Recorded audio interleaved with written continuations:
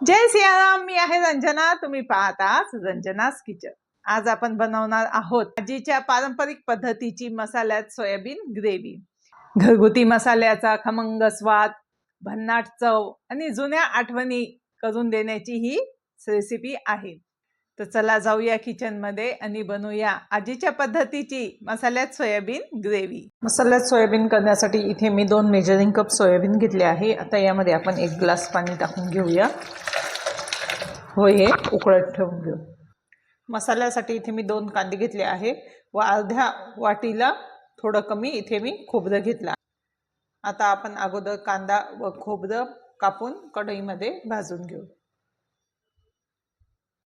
इथे मी कढई तापत ठेवली आहे. यामध्ये टाकून घेऊया 2 चमचे तेल.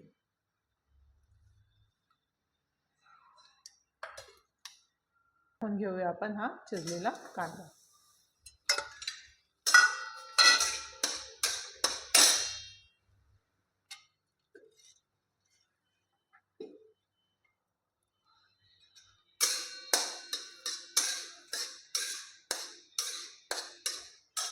आपल्याला हा कांदा थोडा गुलाबी लालसर होईपर्यंत परतून घ्यायचा आहे.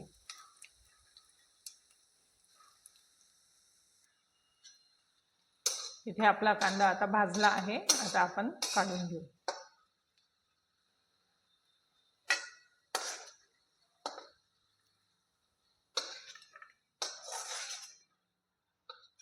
याच तेलामध्ये आपण खोबरं आहे ते परतून घेऊया.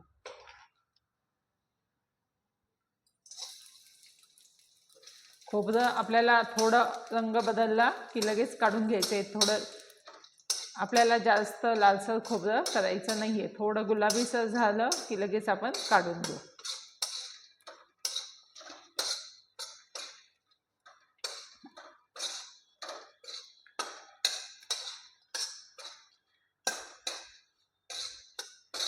इथे आपलं खोबरं तयार आहे. आता आपण हे काढून घेऊ.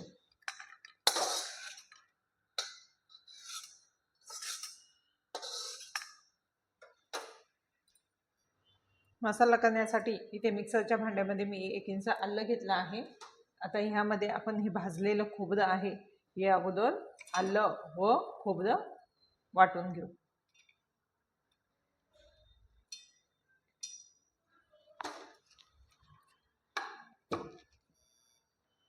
इथे आपलं खोबरं वाटून झालं आहे. यामध्ये टाकून घेऊया 15 ते 20 लसूण पाकळ्या,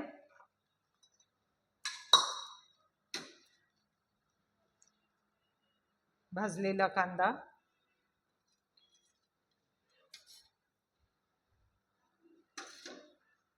कोथिंबीर, मुठभर कोथिंबीर, 1 कढीपत्त्याचे पान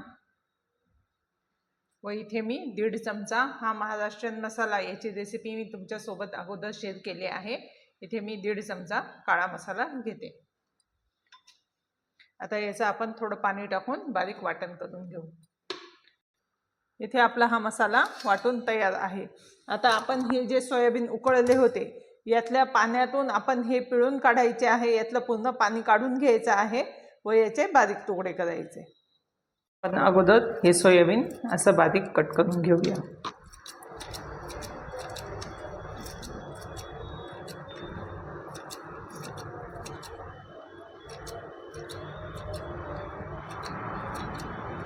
या पद्धतीने आपल्याला सर्व सोयाबीन कट करून घ्यायचे आहे.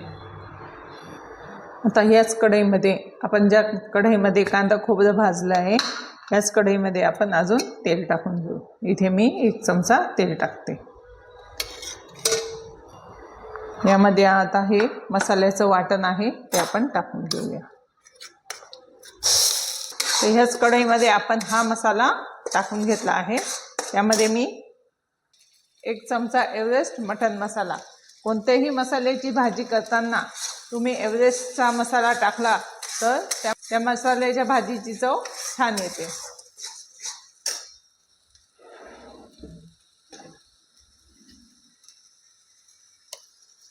आता यामध्ये टाकून घेऊया अर्धा चमचा लाल तिखट. तिखट तुम्ही तुमच्या आवडीनुसार टाकून घेऊ शकता.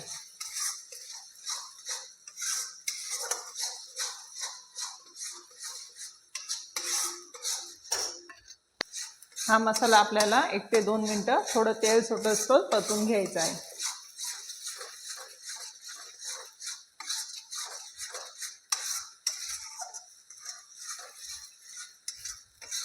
आता यामध्ये टाकून घेऊया आपण हे बारीक चिरलेले सोयाबीन.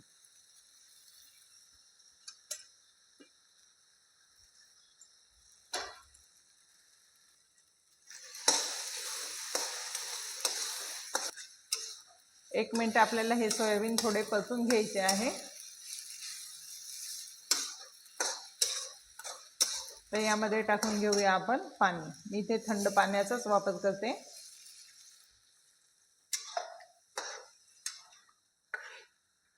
आता ही सोयाबीनची आमटी आपण एका पातेल्यामध्ये काढून घेऊ. आता आपल्याला इथे ही आमटी घट्ट पातळ कशी हवी आहे त्या पद्धतीने पाणी टाकून घेऊ.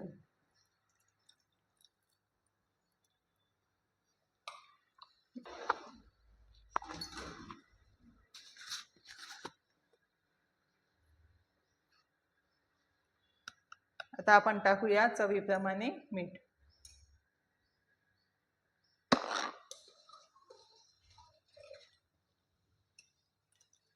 आपला रस्सा जास्त पातळही नाही व जास्त घट्टही नाही, असा मीडियम इथे मी रस्सा धरला आहे. याला उकळी आली का मंद आचेवर 5 मिनिटं आपण होऊन देऊ. इथे आपल्या आमटीला उकळी आली आहे. आता आपण गॅस कमी करून याला 5 मिनिटं होऊन देऊ.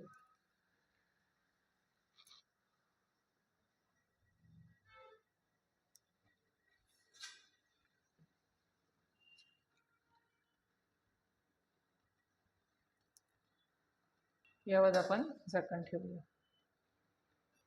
5 मिनिटं झाले आहे. आता आपण झाकण काढून बघूया. मस्त असे आपले इथे सोयाबीन झाले आहे. याला छान अशी तरंगी आली आहे. आता आपण यावर टाकून घेऊया बारीक चिरलेली कोथिंबीर.